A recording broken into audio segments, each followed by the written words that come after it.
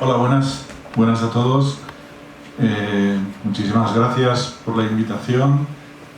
Bueno, tengo que agradecer a muchas personas, obviamente, el señor rector, a las varias instituciones que han hecho posible esto, sobre todo a Víctor, por un maravilloso prólogo. La verdad es que ha entendido perfectamente lo que se pretende con el libro y creo que él está también perfectamente metido en todos esos procesos de transformación empresarial a los que el libro intenta ayudar, ¿no? Y bueno, también muchísimas gracias a Pilar y a todo su equipo por haber confiado en mí, porque este libro salió inicialmente en España, pero gracias a su voluntad se ha publicado aquí en Colombia con una edición especialmente curada, con el prólogo de Víctor Malagón, y con algunas diferencias respecto a la edición española, con lo cual tiene un capítulo de empresa completamente diferente, etc. Y que bueno, que también si no fuera por su insistencia y todo esto, pues bueno, me hubiera costado un poco más venir aquí. Pues nada, sin más dilaciones, voy a intentar explicaros algunas cosas respecto de mi libro. Aquí lo tenéis ahí fuera. Bueno, para empezar podríamos hablar de una frase famosa de Henry Ford, ¿no? Que decía que pensar es el trabajo más difícil que existe. Y quizás sea esta la razón por la que hay tan pocas personas que lo practican. Bueno, precisamente mi libro intenta hacer esto diferente, que pensar sea mucho más fácil y que todo el mundo pueda hacerlo. Un poco esa es la intención. El libro es una caja de herramientas. Hombre, si lo lees por orden, mucho mejor, pero si te saltas algunos capítulos tampoco pasa nada, porque al final te tiene que servir a ti y solo tú sabes lo que necesitas. Entonces, hablamos de decisiones, ¿no? Una de las maneras de ver para qué sirve el pensamiento crítico es a través de la toma de decisiones, ¿no? Y entonces, como todo el mundo, todos tomamos buenas y malas decisiones todos los días. Algunos, como este pobre señor, pues quizás a la hora de aparcar no tomó la mejor decisión, ¿no? Es lo que podemos llamar, o lo que los americanos llaman los epic fails, ¿no? Aquellos fallos épicos, ¿no?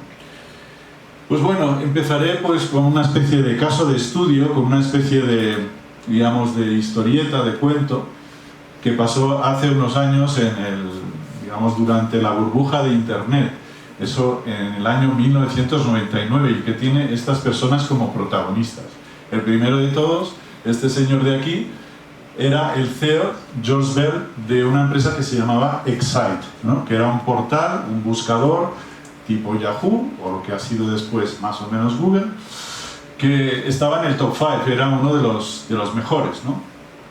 Y luego había estos chicos, ¿no? Aquí estas fotos están un poco más mayores, pero Larry Page y Sergey Brin estaban en un garaje, literalmente, digamos, el garaje que costaba $1.500 al mes, y haciendo, pues, bueno, su empresa, su portal, que se llama Google. En aquel tiempo no se llamaba Google, se llamaba Backrub, un nombre, pues, no tan bonito, podemos decir. Y nada, dijeron, bueno, pues vamos a vendernos la empresa, ¿no? Hasta aquí hemos llegado, y se lo ofrecieron a George Bell por $1 millón. Esta es la cuestión, ¿no? Entonces, George Bell dijo que no, ¿no? Y eso, a día de hoy, pues lo consideramos un epic fail. ¿Por qué? Bueno, porque de alguna manera Google, o lo que es Alphabet, el holding, vale hoy en día aproximadamente pues 1.300 trillion dólares, digamos, versión americana, digamos, que es alucinante, ¿no? De las empresas más grandes en capitalización bursátil. Y por lo tanto, es decir, ¿por qué este hombre George Bell decidió no comprar Google? Que además le hicieron una rebaja, porque dijeron, bueno, oye, ¿y $750.000 te valen? Y dijo, no. Entonces, poco tiempo después, Excite fue comprada por una empresa que se llamaba At Home Network por, tampoco está nada mal, $6.700 millones, digamos que se me ocurren muchas cosas que se pueden hacer con ello. Y poco después ya pasó tanto Excite como este tipo de empresas a la total irrelevancia, ¿no? Digamos, ahí se murieron, ¿no? Y en cambio, pues Google pues, sigue hoy en día, ¿no? Entonces, al final de mi exposición, veremos por qué pasó todo esto, cuáles son las razones y cuál es la moraleja. Pero bueno, como ejemplo nos vale, esto es un epic fail. ¿Por qué pasan los epic fail? Bueno, esto vosotros, que estamos aquí rodeados de gurús, lo sabéis perfectamente, ¿no? Tradicionalmente las empresas eran jerárquicas, ¿no? Muy jerárquicas, una organización, digamos, que se mandaba de arriba abajo y por lo tanto, cuando se tomaban grandes decisiones, el fallo se podía multiplicar enormemente, ¿no? Pero hoy en día, afortunadamente, pues las empresas están organizadas, incluso las grandes empresas, de una manera mucho más ágil, digamos, donde los empleados, los managers, toman decisiones. Digamos, la diferencia es que, claro, muchas veces los que están en la trinchera, en primera línea, ¿no? Por ejemplo, el Customer Service, pues ve muchos problemas que tienen, ¿no? Los clientes se van a la competencia porque ellos lo saben primero que nadie, primero que el CEO. Entonces, sí, por ejemplo, pues el supervisor, el director, el jefe, ¿no? de Customer Service puede tomar sus propias decisiones, pues probablemente se evitarán los epic fails, ¿no? Porque si no, digamos, pues desde arriba a veces las cosas no se tienen la información en el momento adecuado y de la manera adecuada. Entonces, al final, lo que hace que las empresas ágiles, ¿no? y no burocráticas, digamos, tomen buenas decisiones, les ayuda a sobrevivir. Básicamente a sobrevivir, eso es absolutamente imprescindible. Si no, hay problemas que al principio son pequeños, luego se hacen grandes y ya son irresolubles. Bien, pues demos un pequeño paso atrás y todo esto, ¿para qué nos lo cuentas, no, verdad? Empecemos por saber qué es el pensamiento para entender qué es el pensamiento crítico, porque vale la pena poner los puntos sobre las is. Pensamiento, todos lo sabemos, es una facultad del ser humano, la tiene el Homo sapiens desde sus inicios, ¿verdad? Es una facultad de la inteligencia, normalmente pues se utiliza a través del lenguaje natural de las personas y que nos permite, pues evidentemente, el razonamiento, ¿no? Y por lo tanto decir si vamos por la izquierda, vamos por la derecha y muchas otras cosas más. Pero entonces, ¿qué añade el pensamiento crítico, ¿no? Esta palabra crítico, ¿qué hay de diferente? Bueno, pues es bastante diferente. Vamos a ver, ¿no? Más allá del pensamiento que tenemos todos, espontáneo, normal, etc., el pensamiento crítico requiere, primero de todo, actitud, entrenamiento y algo de conocimiento del razonamiento lógico, ¿no? Por lo tanto, es un plus más, ¿no? Es posible que mucha gente lo tenga también de manera natural, que sean pensaderos críticos naturales, pero si uno no tiene un método, no puede aprender, no puede saber cuándo falla. Si es todo intuitivo, por eso es importante, digamos, tener esa actitud y esa voluntad. Para todo esto es necesaria la voluntad humana, o sea, tienes que tener ganas. Si no tienes ganas, no tendrás pensamiento crítico. Y como estamos diciendo, pues una manera de visualizar el pensamiento crítico es que nos permite tomar decisiones óptimas. ¿Qué quiere decir decisiones óptimas? Pues bueno, antes de saber el resultado, ¿no? Si se marca un gol o no se marca, pues la decisión óptima es la mejor posible con la información disponible. Y eso es lo que nos permite el pensamiento crítico. Dicho de otra manera, pues es sobre todo el tema de anticiparnos a los problemas. Y nos anticipamos a los problemas pues dudando, pero dudando de una manera pues metódica, dudando de las cosas que son normalmente aceptadas como que son correctas, no de las que todo el mundo sospecha que son incorrectas, ¿no? Las que no funcionan, ¿no? Las que parece que funcionan, esas son las que debe dirigir, digamos, la duda, el pensamiento crítico, ¿no? Pasar un poco ese business as usual, ¿no? Esa zona de confort.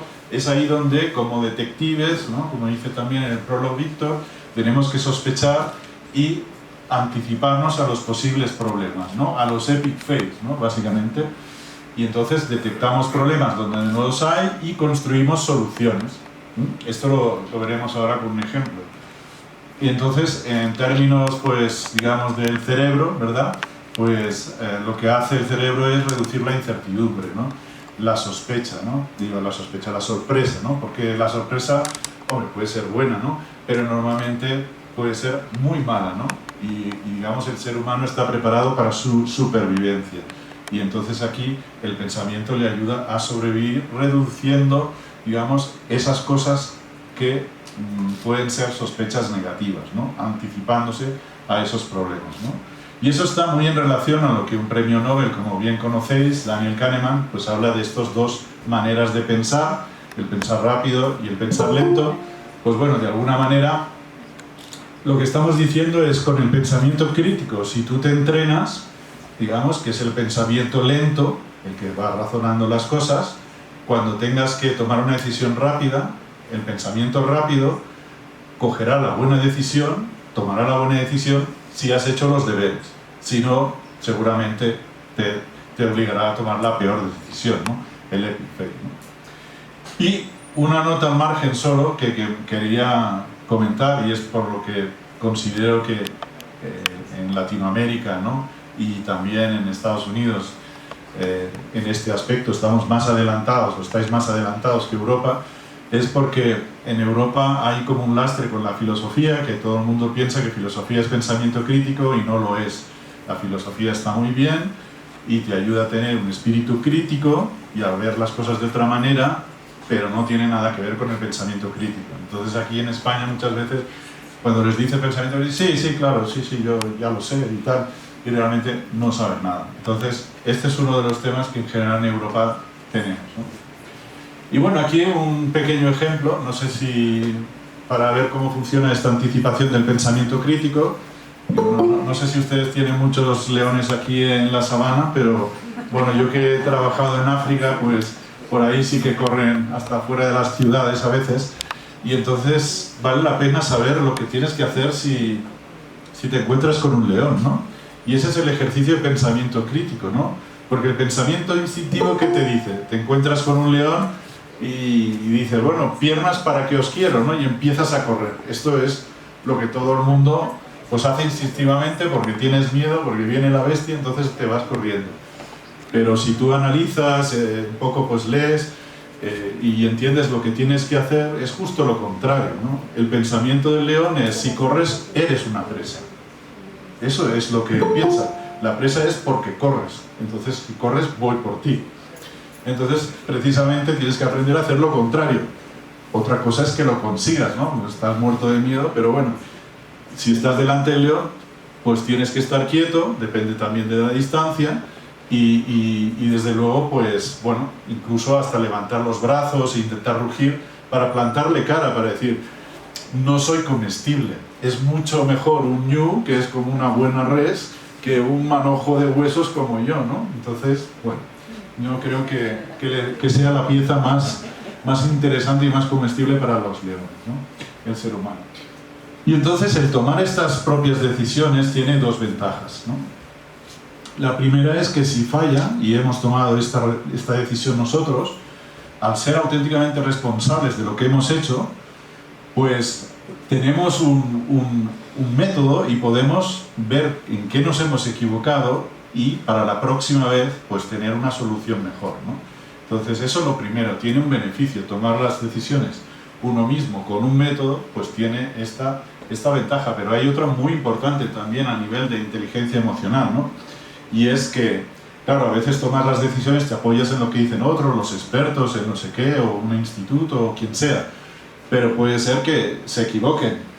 Si la has tomado tú, pues de alguna manera, al ser también responsable, pues es más fácil encajarlo, porque si es otro le darás la culpa al otro, pero si eres tú, pues puedes hacer este ejercicio, digamos, de autorreflexión, digamos, de conciencia, y ser mucho más fuerte para la próxima vez, ¿no? Tener esta resiliencia para la próxima vez, digamos, tomar una mejor decisión, ¿no? Y bueno, poniendo algunos datos, ¿no? Por ejemplo, de todo esto que digo, que las decisiones son, que nos llevan al pensamiento crítico, son interesantes, ¿no? Hay un